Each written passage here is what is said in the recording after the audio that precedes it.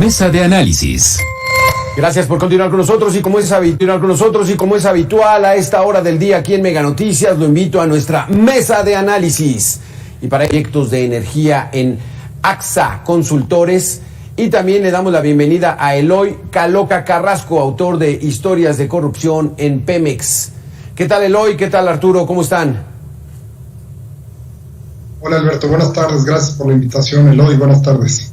En un momentito más hacemos contacto con Eloy. Arturo, permíteme que el presidente de la República en estos momentos está ya reunido con el presidente de El Salvador.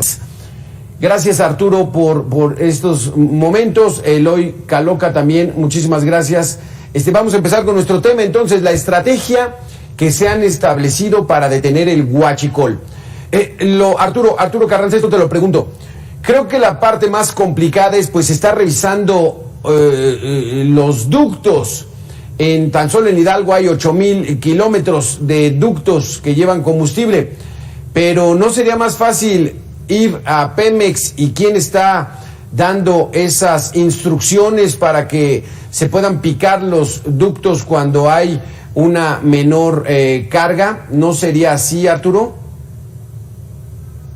Claro, Alberto, el problema de robo de combustible en México es un problema muy complejo que no solamente tiene que ver, como tú lo comentas, con un acto ilícito que tiene que ver con la perforación de los oleoductos, sino también tiene que ver con el hecho de que ese robo de combustible o el combustible que se roba se comercializa de manera ilegal en el territorio nacional, y también tiene que ver, ya lo comentas tú, con el tema de que algunas autoridades están implicadas para facilitar este robo de combustible, que al día de hoy, de acuerdo con los informes de Petróleos Mexicanos, representa más o menos un valor de 3,000 millones de pesos. Hay que resaltar en este sentido que, de acuerdo con información de Pemex, al día de hoy en promedio se están robando, Alberto, más o menos 6,000 barriles diarios de petrolíferos. Y nada más para contextualizar un poco, al principio de esta administración se estaban robando aproximadamente 80,000 barriles diarios de petrolíferos. Hoy, insisto, se están robando aproximadamente 6,000 barriles, lo que habla de que hay un esfuerzo, pero que este esfuerzo está lejos de resolverse. Exactamente, porque Eloy Caloca, es muy difícil tratar de comprender que este robo que hay en estos poliductos no esté involucrada autoridades, ingenieros, trabajadores de Petróleos Mexicanos. ¿No es así?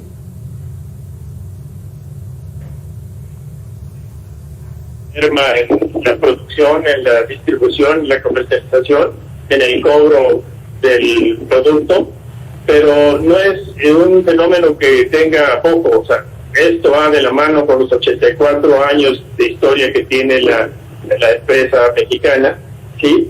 Solamente que apenas, creo que fue en el año de 2005 cuando se decidió precisar exactamente qué consistía la merma, la sustracción, y todo apuntado a lo que se hurtaba de los ductos.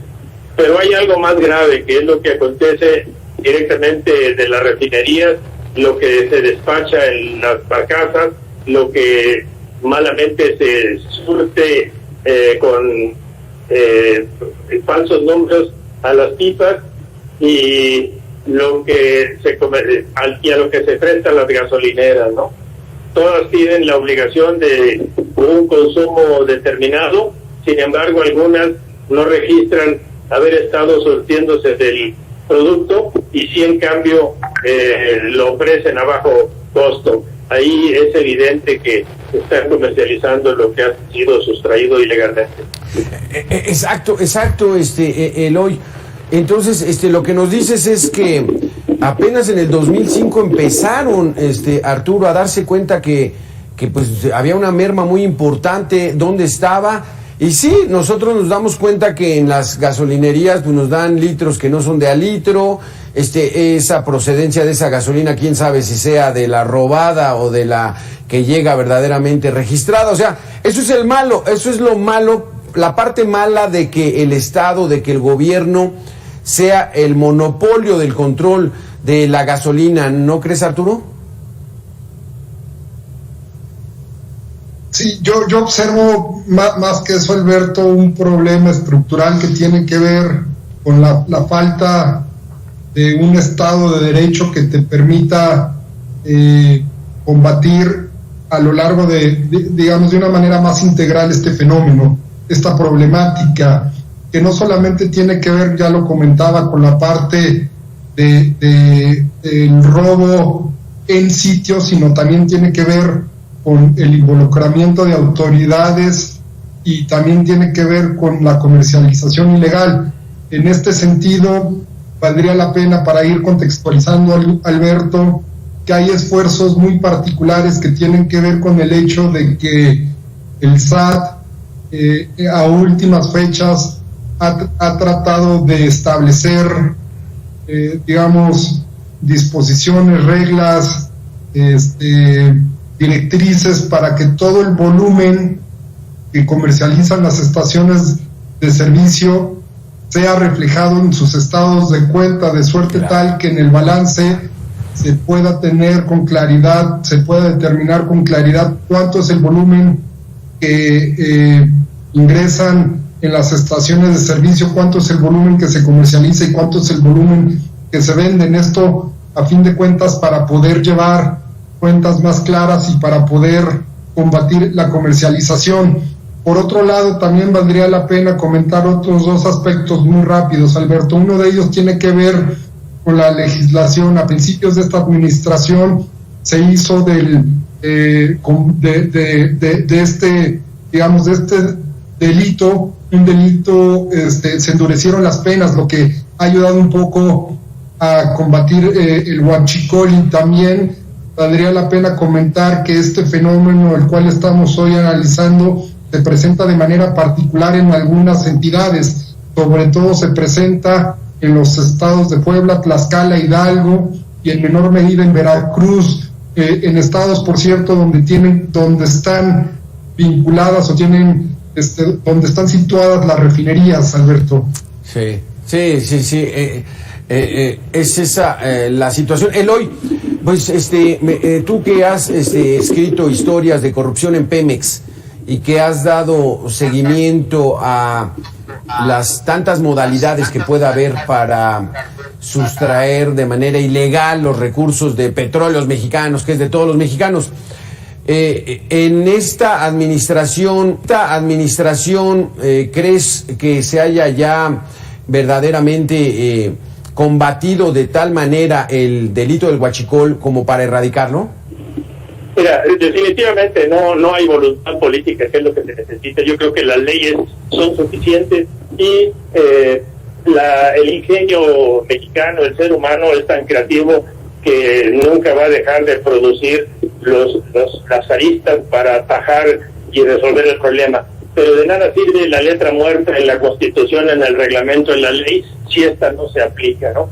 Basta imaginar que si encuentras a los en flagrancia a los que sustraen este producto, en vez de balazos les vas a dar abrazos, pues ya nada más ahí vamos a partir de cuándo se va a erradicar este problema, ¿no? Exacto. Definitivamente yo creo que, si bien es cierto que se ha publicado y se han aprobado mayores penas para los delincuentes de esta modalidad, también es cierto que eso de nada sirve si la autoridad no las aplica, ¿no? Exacto. Y además, antes era un reconocimiento a los que se la jugaban para sustraer o para horadar los ductos por lo peligroso que era, y ahora es común que cualquiera consigue en cualquier tlapalería las herramientas para hacer lo mismo, ¿no?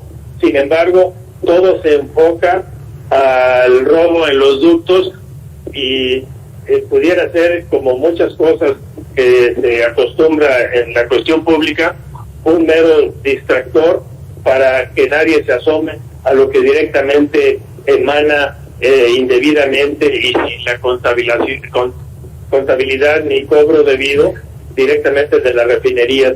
Los despachos en barcazas y los llenados de pipas, yo creo que es otra forma de robo que a lo mejor hasta supera el de los ductos mismos, ¿no? Exactamente, eso es lo que te iba yo a decir, Eloy.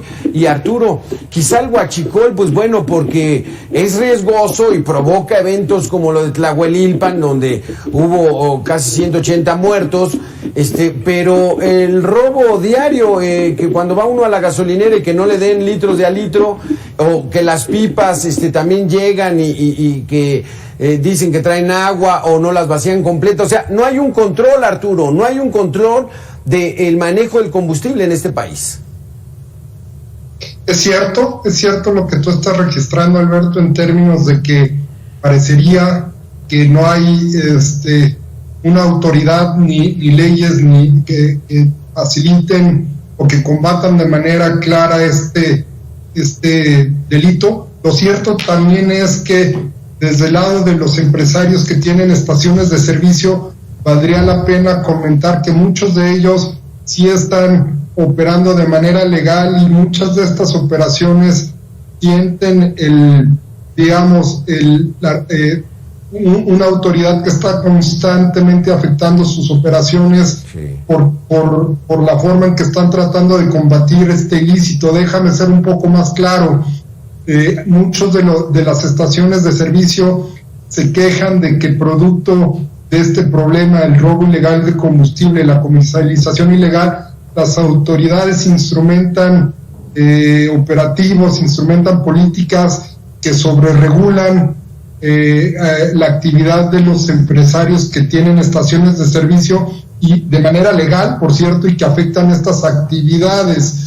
Lo cierto es que en términos generales lo único que estamos expresando es que este delito es sumamente complejo, sí, afrontarlo, es sumamente, tiene que ver no solamente con el robo, tiene que ver con las autoridades, tiene que ver con todos los actores involucrados, sí, pero a final de cuentas es el reflejo desde mi punto de vista más claro de la debilidad del Estado de Derecho y de reglas difícilmente acatables, Alberto. Sí, y es que esa debilidad al dinero fácil, ¿verdad, Eloy? Tú bien decías, sí, no hay voluntad política. Aquí te quisiera yo preguntar, muchos de los dueños de las estaciones que venden gasolina, diésel, pues son empresarios, pero muchos de ellos son o funcionarios o exfuncionarios, ¿no? Y entonces es ahí donde, pues bueno, queda entre ellos mismos toda esta corrupción en Pemex. Alberto, ya que tocas esa parte, vale la pena decir que esta división de poderes también tiene que ver en el hurto del producto de hidrocarburos, porque si en un municipio, de acuerdo a su competencia, su obligación de vigilar la seguridad y proteger su territorio, detecta que están extrayendo hidrocarburos, a lo mejor coluden y con eso resuelven el abasto de sus patrullas, ambulancias y toda la plantilla vehicular municipal, y el presupuesto que lograron del PEF para aplicarlo por ese concepto, pues se va derechito a la bolsa de los gobernantes, ¿no? Sí. Y la otra, pudiera subirse la misma observación para las autoridades estatales, porque pareciera que todo se le deja al gobierno federal, porque efectivamente es un recurso natural no renovable, es patrimonio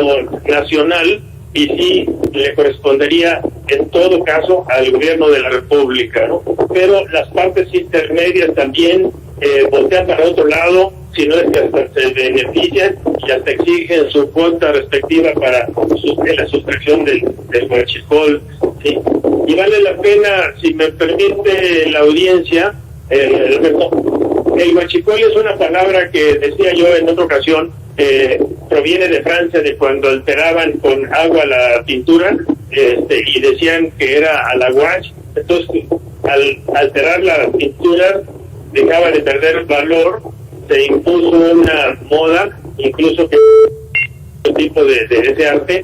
Y acá en México esto se copió para el alcohol, el mezcal, el aguardiente, se rebajaba con agua para hacerlo rendir y redituar la esencia auténtica, ¿no? Sí. Y cuando se llenaban por menos el despacho en las pipas, y se cobraba como si fueran llenas, pues le llamaban huachicol. O en sentido contrario, se cobraba menos, se despachaba más, y el sobrante pues se lo partían entre el despachador y el consumidor final, que era el que luego le compartía lo correspondiente al despachador, ¿no? Es una de las 1000 formas que están extrayendo y robando nuestros recursos naturales no renovables. Y que durante cuánto tiempo no lo han aplicado, Eloy, Arturo.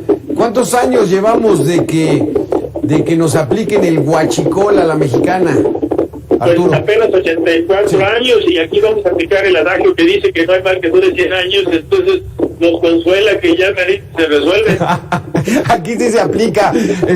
Arturo, Eloy, muchísimas gracias por haber estado con nosotros, muy interesantes todo este concepto. El huachicoleo continúa, y no solamente es el picar los poliductos, sino en toda una rama enorme de posibilidades que hay para que haya corrupción en Pemex. Muchísimas gracias, Arturo, muchísimas gracias, Eloy.